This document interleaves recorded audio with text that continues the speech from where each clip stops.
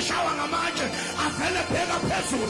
Bonke abashawa ngamatshe, abagxoxwa ngamatshe, bonke basuke bethuka, basuke beqanganisa, besho yonke into. Kodwa uStefane egcwele, lithi iBhayibheli egcwele umoya kaNkulunkulu, wabheka phezulu, izulu lavuleka. Izulu lavuleka.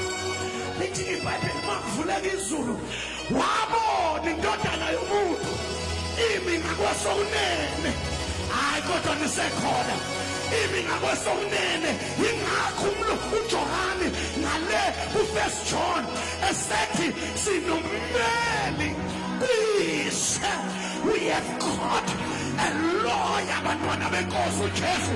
Akemi ngakwesokunene, akasho ukuthi asifakwe phakathi, kodwa uthi asikhishwe.